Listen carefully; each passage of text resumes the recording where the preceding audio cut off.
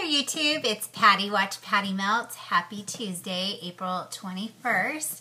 Hope everyone is doing well. I wanted to come to you because today's actually my week 53. So I celebrated my 1-year surgiversary last Wednesday, April 15th, tax day.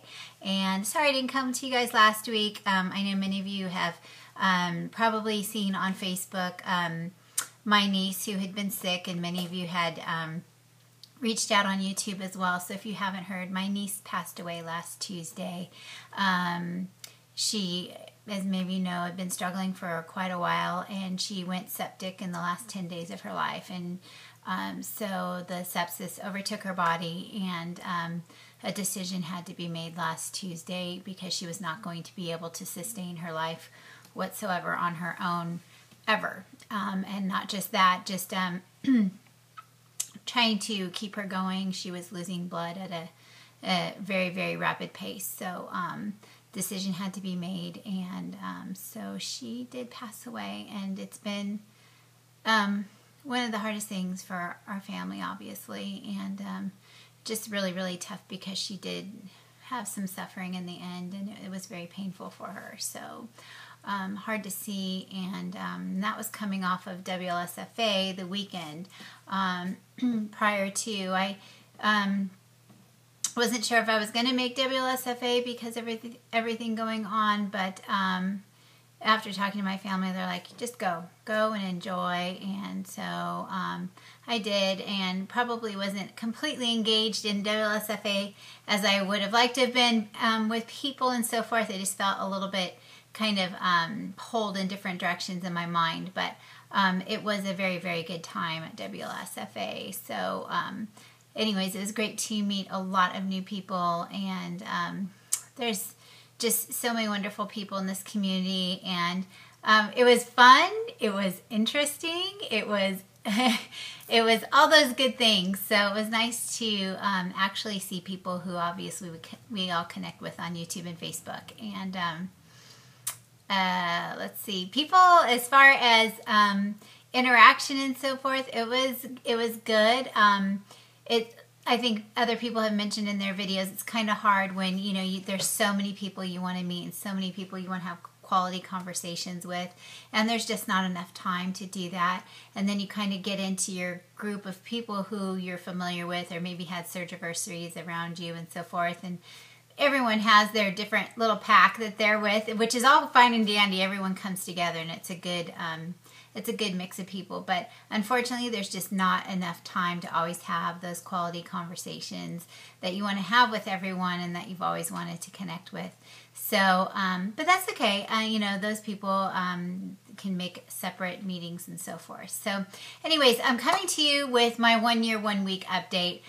What had come to you last week, my weight is exactly the same as it was last week. So let me start with the beginning of my journey. I started, my highest weight was in October of 2013. 2013 at 360 pounds. My day of surgery, I was 290, and that was April 15th, 2014. 1 year later, I am now sitting at a weight of 187 pounds. So I have lost a total of 173 pounds.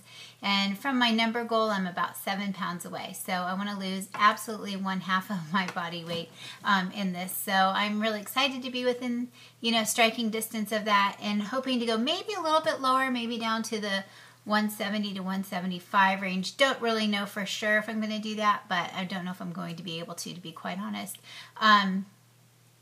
But would like to see that number just for the sake of, not that I want to have a BMI that's normal, but it would be great because every year we have to do a health screening for my husband for our insurance.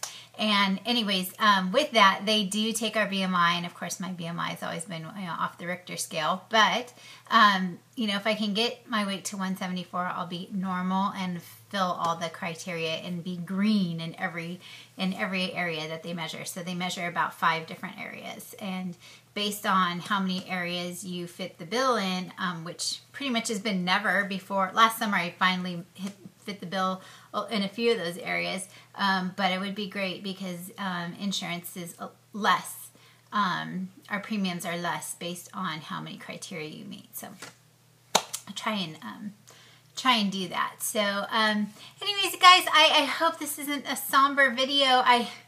It's just really, really hard I'm just heartbroken, and it's been a really hard time. And I don't even know what to say. I just I'm just heartbroken, and my family's heartbroken, and just the way everything happened and occurred. I mean, death is never a good experience, but you typically, I mean, of course, depending on, you know, your belief system and so forth, I'm very, very thankful that she is peaceful now, and I know where she is, and I'm not worried about her at all in that sense anymore. I'm just you know, just the whole process and how it affects your family overall is just really, really hard, and it's taken its toll. You know, we all have different thoughts and so forth, and we all express those, and it's just been hard. So anyways, gosh, I wish, here's my 1-year video, and I'm just wish it was upbeat, but I'm just having a tough time, and I think everyone can understand that.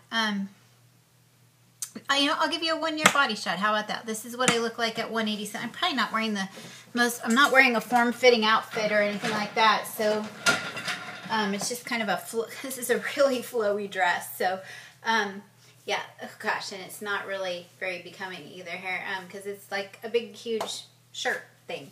So anyways, but this is me, 187 pounds, and, another thing about WLSFA is meeting people in person. Everyone is so much smaller. Well, I should say almost everyone is smaller in person than they appear on their videos. And I would say that for those people, some people were just about the same as they appear on their videos. But most people, I would say 90%, were smaller in person than I imagined. So it was interesting, you know. Hey, the camera does add some weight.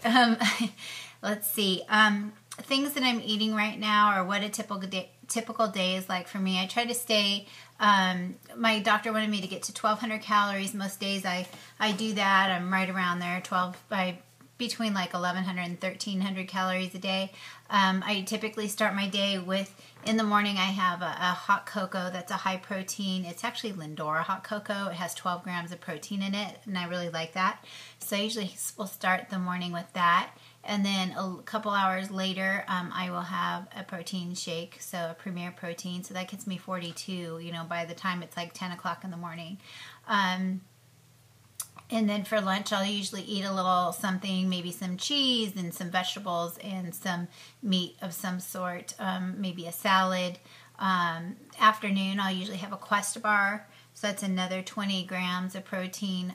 So between my lunch, which I usually have probably about 10 to 12 minimum grams of protein, sometimes more, and then the morning, so that was, that's 42, 12, so that was 58, plus then my 20 for my Quest bar, that puts me at 78 grams, and then for dinner I'll usually have, my daughter's really good about making something that's just healthy and protein loaded for me, and she'll usually make a little subset for me, and so I get another probably a good 10 grams of protein in there. So sometimes she'll make like I'm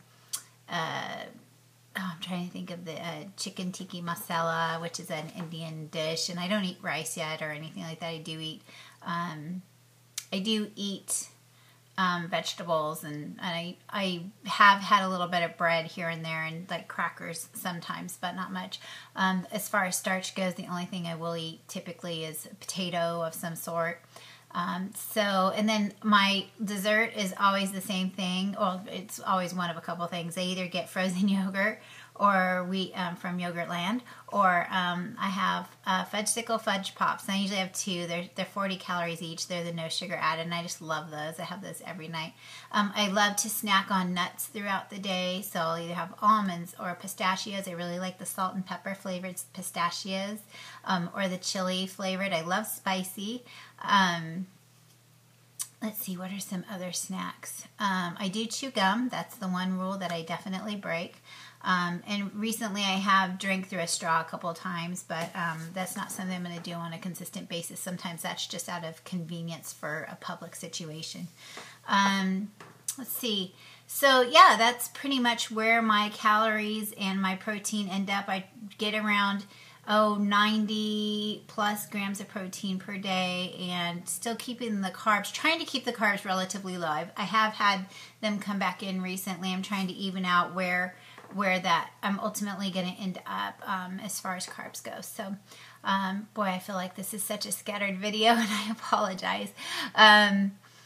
So that's pretty much all my food. Love salads too.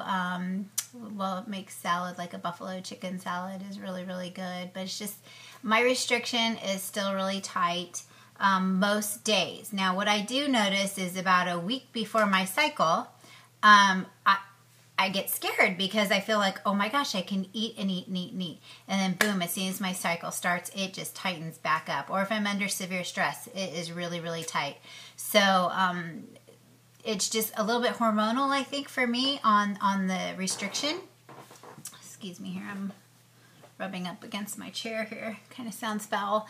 Anyways, and then my restriction is more in the morning than it is later in the day. So that's why I eat, a little bit more later on in the day.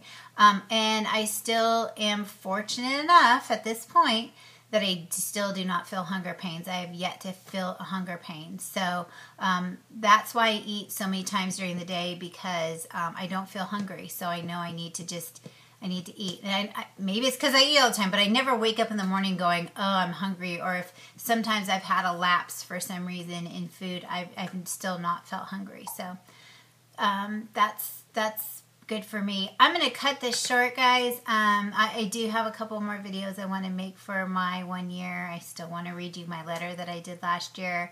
Want to come to you with a little bit more highlights on SSFA.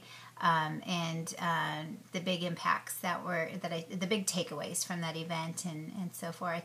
And I also want to just wish all my surgery sisters, the real Cher Bear and Elizabeth, you guys, I mean, it's been a year and we've just grown in our friendship, and I'm so proud of you ladies and happy to call you my dear friends. And I also wanted to congratulate Christy Collins on her surgery. And then this morning, Sleeve McQueen, Monica, had her surgery. So hope or not this morning, this afternoon. So she's probably getting ready to make her first post-surgery video right now. So wishing you all well. And again, thank you for your kindness and support and prayers and thoughts. It's all really appreciated, and love you guys dearly. Talk soon. Bye.